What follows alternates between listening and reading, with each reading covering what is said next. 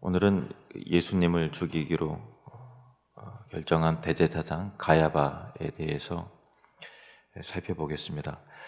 가야바는 예루살렘에서 예수님의 이름이 널리 알려지기 시작한 그 해부터 대제사장이 된 사람입니다.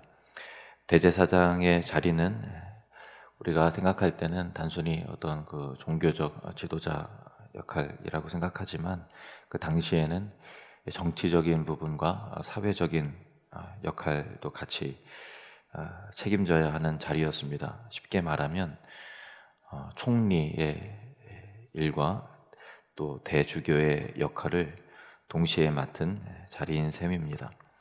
새롭게 대제사장이 된 가야바의 입장에서는 자신이 그 자리에 앉아 있는 동안에 정치적으로 종교적으로 안정되게 운영하는 것이 큰 목표였을 것입니다. 정치적 상황은 이스라엘은 로마의 식민지 지배를 받고 있었기 때문에 이스라엘이 로마의 심기를 건드리지 않고 적당한 관계를 유지하도록 하여 지금보다 상황이 더 이상 악화되지 않고 자신의 임기에 아무 일도 어떤 사건도 문제도 일어나지 않도록 유지하는 것이 그의 과제였던 것입니다. 매년 있는 6월절에 예루살렘은 유대 지역뿐만 아니라 전 세계에서 곳곳에 흩어진 순례객들이 일시에 모여들고 북적였습니다. 예루살렘에 모여있던 수많은 군중들은 희망과 기대감에 온통 들떠 있었습니다. 사람들 사이에는 로마 제국의 압제와 노예의 상태에서 해방시켜 주시는 하나님의 메시아를 통한 구원의 역사에 대한 기대와 소망의 이야기들로 더욱 많이 오고 갔던 것입니다. 예루살렘의 6월절은 한편으로는 막대한 종교적 수익을 모을 수 있는 기회였지만 동시에 정치적으로는 극도의 긴장 상태를 야기했습니다. 그것은 마치 불만 붙으면 언제든지 터질 수 있는 화약고나 마찬가지였습니다. 매년 6월절이 되면 어떤 극렬 분자가 나타나 기회를 틈타 군중을 자극해 로마에 저항하는 폭동을 일으켜 가혹한 탄압과 끔찍한 유혈 사태로 끝맺는 악순환이 매년 계속 반복이 되었던 것입니다. 게다가 가야바가 대제사장이 된 그 해의 6월절은 사람들이 예수라 하는 자를 메시아라 부르면서 더욱 크게 동요하였고, 대제사장의 입장에서 또 종교 지도자들의 입장에서 보면 자칫하면 로마로부터 해방운동을 일으키려는 움직임이 일어나는 상황으로 보여지는 그런 분위기로 치닫고 있었던 것입니다. 엎친 데 덮친 격으로 그 예수가 6월절을 며칠 앞둔 주일에 예루살렘에 나타났는데 사람들이 그 소식을 듣고 우르르 몰려가 종려나무 가지를 흔들면서 소리 높여 그를 열렬히 환영했다는 것입니다.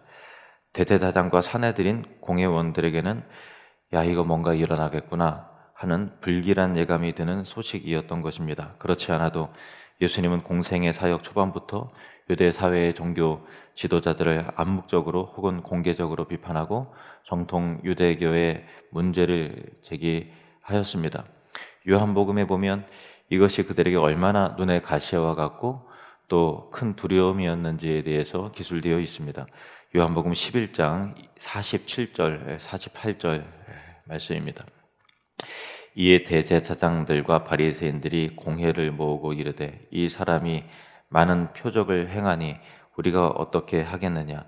만일 그를 이대로 두면 모든 사람이 그를 믿을 것이요 그리고 로마인들이 와서 우리 땅과 민족을 빼앗아가리라 하니, 대제사장 가야바는 자신의 대제사장직의 업무와 민족에게 위협이 될 수 있는 이 예수를 어떻게 해야 되는지 이제 선택해야 될 때가 되었다고 생각을 했던 것입니다. 이어서 49절에서 50절 말씀을 보시면 그 중에 한 사람 그 해의 대제사장인 가야바가 그들에게 말하되 너희가 아무것도 알지 못하는도다. 한 사람이 백성을 위하여 죽어서 온 민족이 망하지 않게 되는 것이 너희에게 유익한 줄을 생각하지 아니하는도다 하였으니, 모인 공회원들 중에서는 이렇게 참 밝혀지지 않는 죄를 지은 그 사람을 죽여서야 되겠는가라고 하는 여론도 있었던 것 같습니다. 가야바는 적극적으로 자신의 입장을 설득시키면서 한 사람이 죽는 것이 결과적으로 온 민족이 로마의 미움을 받아서 온 민족이 망하지 않게 되는 것이 우리 모두에게 유익할 것이다 라고 하는 논리로 그들을 설득하고 강하게 논지를 이끌고 갔습니다. 가야바는 자신의 위치와 이스라엘과 유다의 민족의 평화와 안위를 위해서 예수를 제거하는 것이 유일한 해결책이라고 생각했던 것입니다. 요한복음 11장 53절 말씀, 이날부터는 그들이 예수를 죽이려고 모의하니라. 그렇게 가야바는 공회원들과 결론을 내리고 수단과 방법을 가리지 않고 예수를 죽일 계획을 세워 실행에 옮겼던 것입니다. 가야바가 소집한 회의에는 존경받는 종교 지도자들이 있고 율법 교사들이 있고 또 바리새인들과 같은 사람들이 있고 정치인들이 있었습니다. 71명의 기득권 인사들이 늦은 밤 아무도 몰래 긴급하게 가야바의 집에 모여 예수를 제거하기로 결정을 내리고 사람들이 잠든 틈을 타 성전 경비대를 보내 예수님을 체포하고 엉터리로 급조한 재판에 넘깁니다. 자신들의 목적을 이루기 위해 그야말로 야비한 방식을 취했는데 자기들이 선택한 행동이 옳은 것이라는 확신이 필요했기에 거짓 증인들을 매수하여 예수님을 악마화하기 시작하더니 점점 더 거리낌 없이 폭력과 조롱으로 예수님의 얼굴에 침을 뱉고 주먹으로 치고 뺨을 때리고 학대하고 모욕했습니다.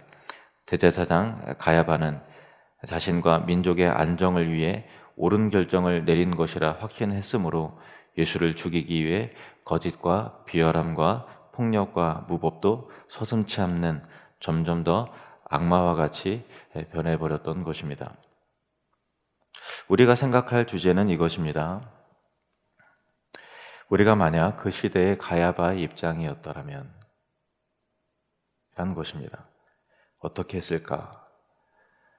우리가 그 입장이었다면, 그 힘을 갖고 있고 그랬다면 나는 가야바보다 더 나은 존재라고 확신할 수 있을까 하는 것입니다. 가야바는 민족을 망하지 않게 하기 위하여 한 사람이 백성을 위해 죽는 것이 낫다고 그렇게 말했지만 그 명분 뒤에 숨은 속마음은 자신의 위치, 자신이 누리는 자신의 왕국이 흔들리지 않고 망하지 않도록 지키고 싶었던 것이죠.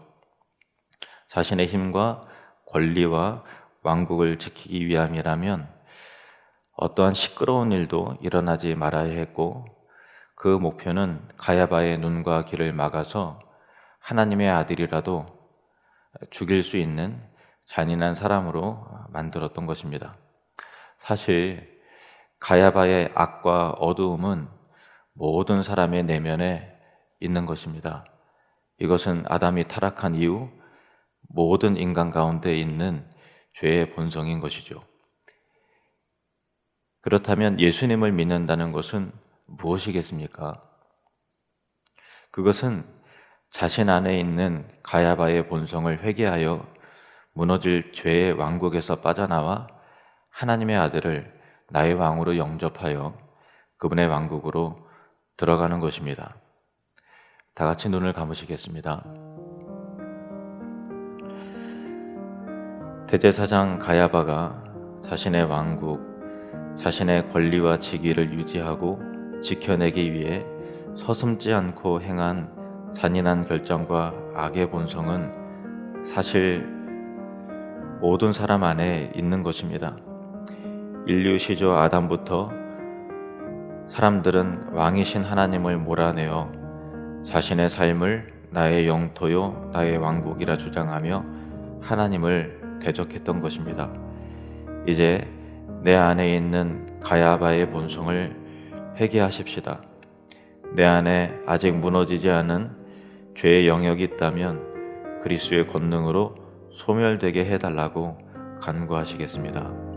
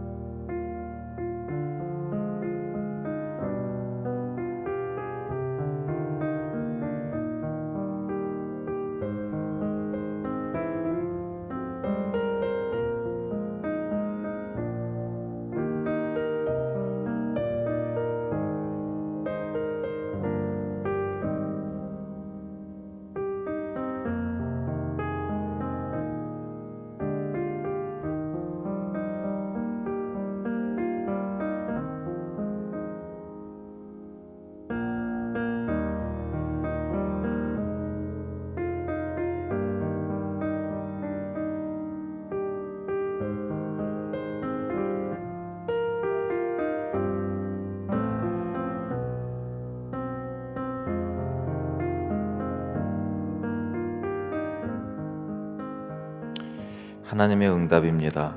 골로새서 1장 13절 14절 말씀. 그가 우리를 흑암의 권세에서 건져내사 그의 사랑의 아들의 나라로 옮기셨으니 그 아들 안에서 우리가 속량 곧 죄사함을 얻었도다. 아멘. 각자 기도하시겠습니다.